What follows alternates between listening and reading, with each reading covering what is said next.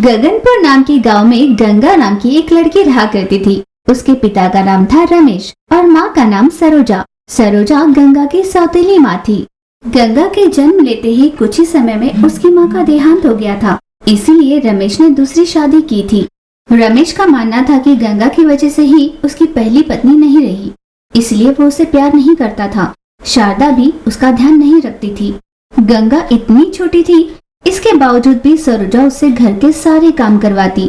झाड़ू लगाना, बर्तन धोना, कितना भी काम कहते तो उसे मना नहीं कर पाती थी। गंगा यूं हर रोज बहुत सारा काम करते करते थक जाती थी। अपनी सौतेली माँ से इतना डरा करती कि हर रोज सुबह जल्दी उठकर काम करने लग जाती। एक दिन सुबह गंगा जल्दी नहीं उठ पाई। ये देख सरोजा को बड़ा गुस्सा आया। अरे ओ गंगा, खुद को क्या राजकुमारी समझ रही हो? तुम यहाँ आराम से सोती रहोगी और क्या घर का सारा काम मैं करूँगी? यूं सूरज के सर चढ़ने तक सोती रहोगी तो घर का सारा काम कौन करेगा? यूं जोर से डांटने लगी। माँ, इतने दिनों से लगातार काम कर कर के बहुत थक गई हूँ। मेरी तबीयत कुछ ठीक नहीं है। ठीक से खाना और सोना नहीं हो पा रहा था। मैं बस कुछ देर और सोकर उठूंगी और फिर घर का सारा काम मैं ही करूंगी। मैं यहाँ तुम्हें उठने के लिए कह रही हूँ और तुम सोने की बात कर रही हो? और वैसे भी ऐसा क्या मैंने तुमसे काम करवा दिया जो इतनी बातें कह रही हो? तुम नहीं करोगी तो कौन करेगा? चुपचाप उठो और काम पे लग जाओ। माँ, वैसे भी हर रोज मैं ही काम करती हूँ ना। आज मेरी सेहत ठीक नहीं है तो क्या आज एक दिन आप काम नहीं कर सकती? क्या कहा? तुम मुझे ही काम करने के लिए कह रही हो? ऐसा कहकर गंगा को मारने के लिए जैसे उसने हाथ उठाया। नहीं नहीं, मैं बस अभी उठती हूँ और सारा काम कर लूंगी। वो घबरा कर उठी और घर के काम करने में लग गई। उसने रोते रोते घर के सारे काम कर दिए। फिर वो सरोजा के पास गई। माँ, सारा काम हो गया, भूख लगी है, कुछ खाना दे दो ना। हाँ हाँ, खाना नहीं दूंगी तो और क्या करूंगी? वैसे काम किया तो जाता नहीं, पर खाना बराबर चाहिए तुझे। यूं कोसते हुए उसे खाना देती है। जैसे ही गंगा ने पहला निवाला मुंह में रखा, वो चिल्लाने लगी। माँ, बहुत तीखा है, बहुत तीखा है माँ ये खाना। खाने के लिए तो अब यही है, तेरे लिए कोई पंच पकवान नहीं बनेगा यहाँ। खाना हो तो खाओ, वरना अपना मुंह बंद रखो। ऐसा कहकर वो वहां से चली गई। गंगा भूखे पेट अपनी माँ की तस्वीर के आगे खड़ी रोने लगी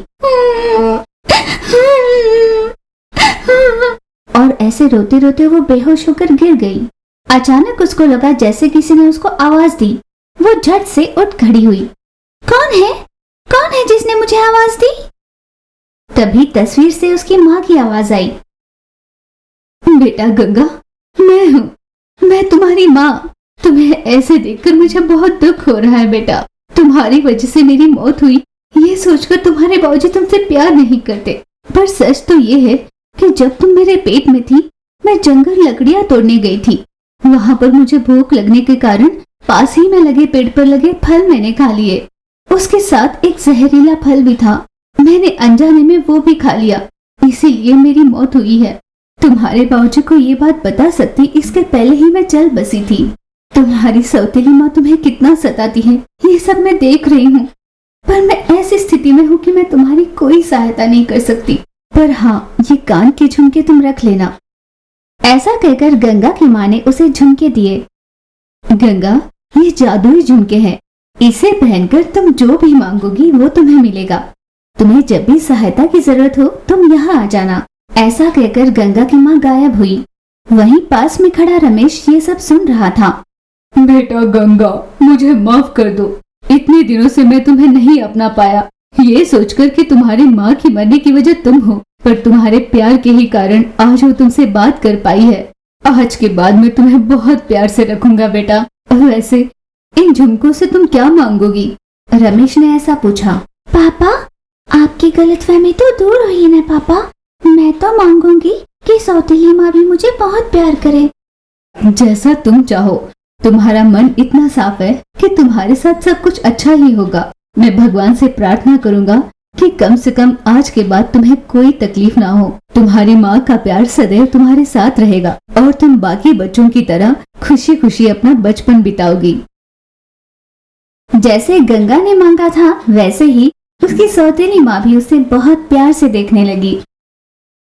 सूर्यनगर गांव में राजा और रजनी नाम के पति पत्नी रहा करते थे। राजा हर दिन मजदूरी का काम करने जाया करता और रजनी उस गांव के जमींदार के घर सफाई का काम करने जाया करती। उनके अरुण और दीप्ति नाम के 2 बच्चे थे। अरुण और दीप्ति के बीच एक दूसरे के लिए बहुत प्यार था। माँ और पिता के बहुत मेहनत करने के बाद भी घर मुश्किल से चलता था। जमींदार की पत्नी कभी कभी बचा हुआ खाना दिया करती थी।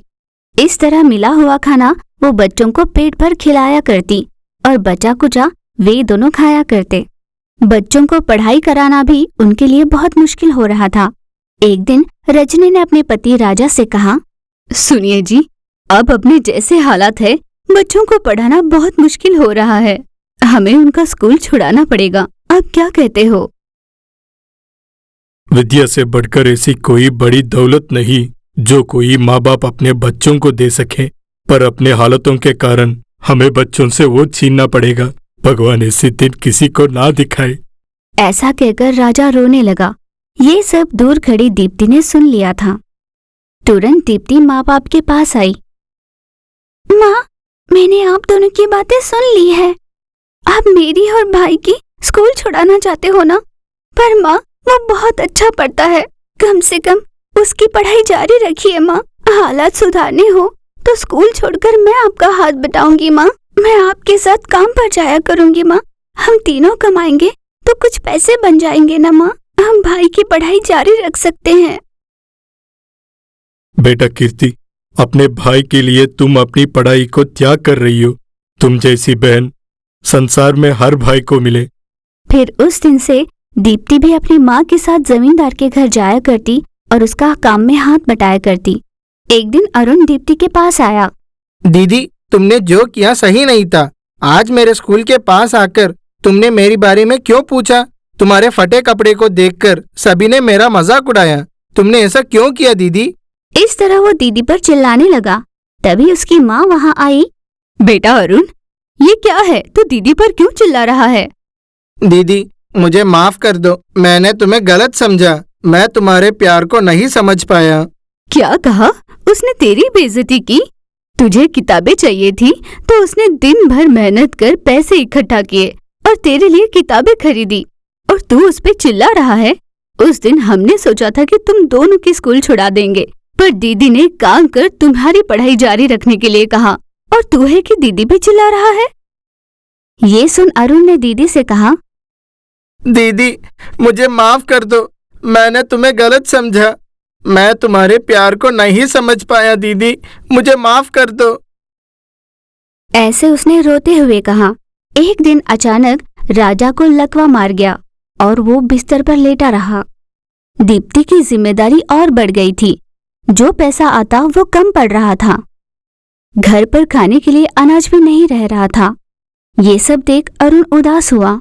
इतने में रक्षाबंधन नजदीक आया और दीप्ति ने, हे भगवान, ये कैसे हालात है? हर बरस कितने प्यार से राखी बांधा करती थी। इस बार कम से कम राखी खरीदने के भी पैसे नहीं है और पापा की हालत तो ऐसी है। भगवान, मैं क्या करूं? ये सोचकर उदास हो रही थी। अगले दिन जमींदार के घर काम निपटाकर शाम में घर वापस लौटी दीप्ति ने अपनी माँ को एक पोटली दिखाई। माँ, ये जमींदार के पूर्वजों की कुछ अनचाही चीजें हैं। उन्होंने मुझे ये देखकर कहा कि इसमें कोई जरूरी सामान हो तो रख लेना। पिछले महीने जो पैसे मिले थे वो सारे तो पापा की दवाई में खर्च हो गए। अब रक्षाबंधन नजदीक आ रहा है, पर राखी खरीदने के लिए मेरे पास पैसे नहीं हैं। इसीलिए इस पोटली से कुछ चीजें लेकर उससे राखी बनाकर भाई को बांधना चाहती हूँ माँ। ठीक है बेटा, ऐसा ही करना। भाई भी बहुत खुश हो जाएगा। उस रात दीप्ति ने पूरी रात जागकर उन चीजों से एक सुंदर सी राखी बनाई। उन पुरानी चीजों में कुछ मायावी शक्तियां थी, जिस वजह से वो राखी जादुई राखी बन गई। उस बनी हुई राखी को देखते हुए दीप्ति ने कहा, अरे वाह, कितनी सुंदर राखी बन गई है, ऐसे जैसे खरीद के लाया हो। इस राखी के साथ अगर कुछ मिठाइयाँ भी होती तो बढ़िया होता। उसके ऐसा कहते ही वहां पर अचानक मिठाई का डब्बा आ जाता है। ये देख दीप्ति अचानक घबरा गई। घबराओ मत दीप्ति, मैं एक जादुई राखी हूँ। तुम्हारी मुश्किलें देखकर मुझे बहुत दुख हुआ, इसीलिए मैंने ऐसा किया है। अब से तुम्हें कोई भी चीज की जरूरत होगी तो तुम मुझे बता सकती हो, पर अगर तुम लालच करोगी तो तुम्हें कुछ नहीं मिल पाएगा। उस राखी के ऐसा कहने पर दीप्ति बहुत खुश हुई। उसने मिठाई और राखी को संभाल कर रखा। फिर आया रक्षाबंधन का दिन। दीप्ति बड़ी खुश होकर राखी और मिठाई लेकर अपने भाई के पास जाती है। उसने अपने भाई को राखी बांधी और मिठाई खिलाई। अरुण ने तुरंत अपनी बहन को एक अच्छा सा तोहफा दिया। तब दीप्ति ने पूछा, भाई ये तो बहुत ही महंगा तोहफा है, तुम्हारे पास कहाँ से आया? दीदी, जब स्कूल की छुट्टियां चल रही थी तब मैंने आम के बगीचे में काम कर कुछ पैसे कमाए थे, उन्हीं से मैंने ये खरीदा है। ऐसे अरुण ने कहा। उस पर दीप्ति ने कहा, अब अपने दुखों का अंत ही हुआ समझो भाई। मैंने तुम्हें जो राखी बांधी है वो जादुई है। अगर हम बिना लालच के उससे कुछ मांगेंगे तो वो हमारी सारी मांगे पूरी करेगी। उस दिन से वो लोग बिना लालच के उस राखी से अपनी जरूरत की चीजें मांगकर खुशी से रहने लगे।